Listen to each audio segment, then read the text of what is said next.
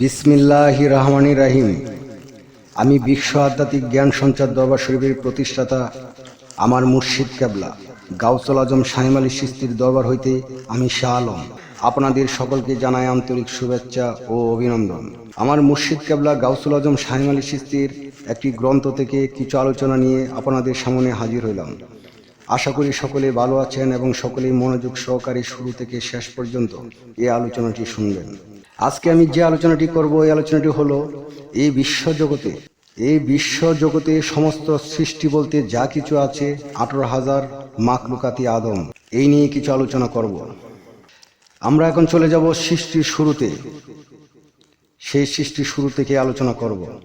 আল্লাহর নূরে মুহাম্মদী নূর সৃষ্টি হয়েছে এবং মুহাম্মদ নূরে সারা জাহান সৃষ্টি হয়েছে। 18,000 মাখলুকাত সৃষ্টি হয়েছে এবং এই মাখলুকাতের মাঝে মানুষ সর্বশ্রেষ্ঠ মাখলুকাত। আমি বলতে চাই সমস্ত প্রাণী জগতই আদম।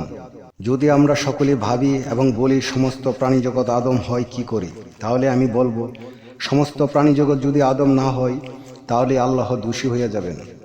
আল্লাহ সমান বিচারক আর থাকিবেন না। কারণ সৃষ্টি শুরু থেকে আল্লাহ তাআলা মানুষ রূপে যাহাদেরকে পাঠাইয়া দিলেন তাহাদের কি পূর্ণতা ছিল, এবং যারা অন্যান্য প্রাণী রূপে পাঠাইয়া দিলেন তাহাদের কি অপূর্ণতা ছিল।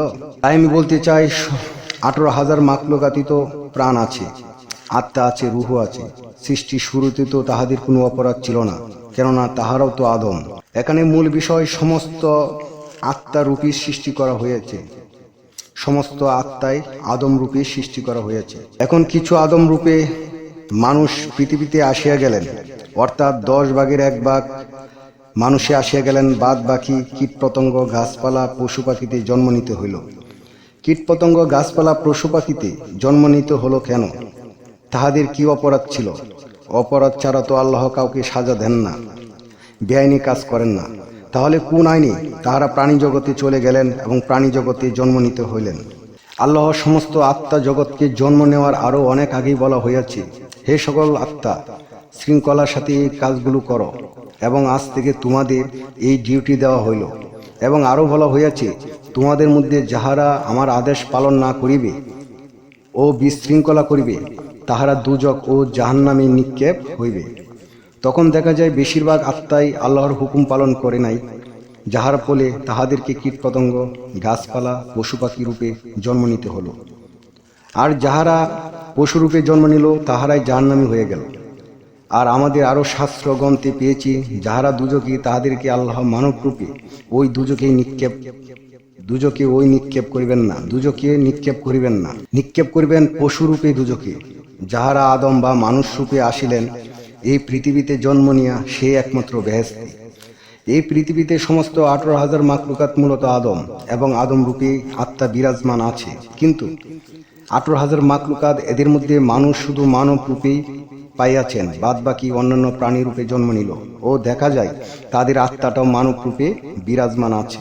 তাই আমি বলতে চাই সমস্ত 18,000 মাখলুকাতি আদম তাহারার অপরাধের কারণে জাহান্নামের গভীরে চলে গিয়াছেন। আবার যখন উঠে আসবেন তখন আস্তে আস্তে মানব রূপে আসিবেন। বানর শিম্পাঞ্জি গেরিলা হইয়া শেষে মানবের ঘরে জন্ম নিবেন।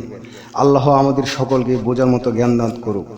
জানি না আজকে আমার মুর্শিদ কেবলা গাউসুল আজম শাহিম আলী চিশতির গ্রন্থের আলোচনাটি আপনাদের কাছে কতটুকু ভালো লেগেছে। যদি ভালো লেগে থাকে তাহলে আমাদের এই চ্যানেলটি সাবস্ক্রাইব করবেন এবং সামনে আপনারা কী ধরনের আলোচনা চান আমাদেরকে কমেন্টে জানাবেন। আমরা চেষ্টা করব আপনাদের পছন্দ মতো আলোচনা নিয়ে আসতে।